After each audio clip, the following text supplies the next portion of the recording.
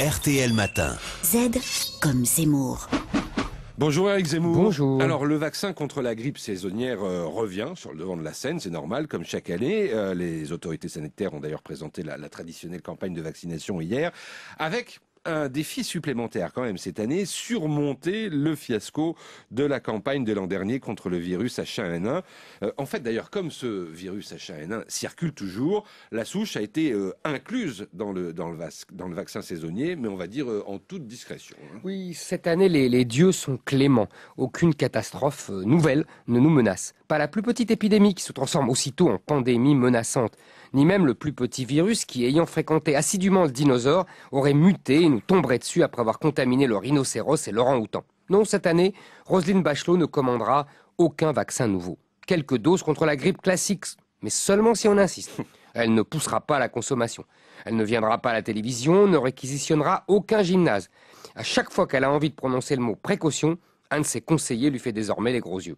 Alors, elle regarde les photos des rugbyman magnifiquement musclés qui trônent dans son bureau de ministre, comme dans une chambre d'adolescente, et elle passe à autre chose. Rêveuse bourgeoisie. Cela lui permet de ne pas penser aux millions de doses H1N1 que les industriels, les méchants, ont refusé de reprendre. Cette année, l'OMS ne publiera pas un communiqué menaçant annonçant la fin du monde comme d'habitude, à la manière des prophètes du Moyen-Âge. Pas de grippe aviaire ni mexicaine, rien de rien, une misère.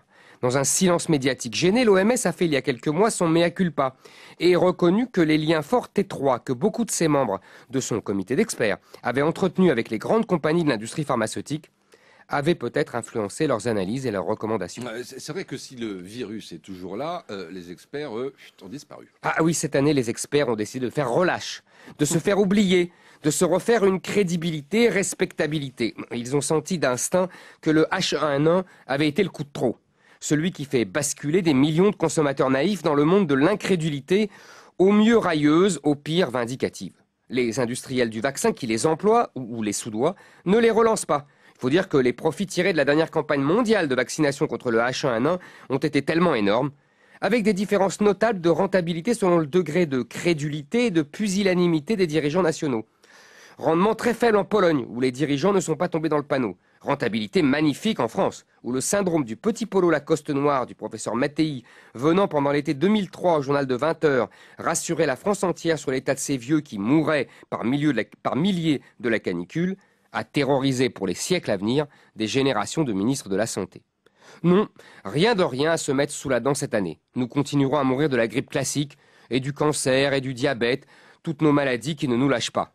La routine, presque ennuyeuse. On en serait presque à rêver d'une bonne petite épidémie exotique venue du Guatemala ou de l'Érythrée. Cela nous changerait des terroristes, et c'est finalement beaucoup moins dangereux. Allez Roselyne, reviens. Oui, Roselyne, et puis venez surtout quand vous voulez sur RTL, vous serez toujours la bienvenue. Merci beaucoup Éric Zemmour, vous aussi, vous êtes le bienvenu tous les jours, tous les matins sur RTL.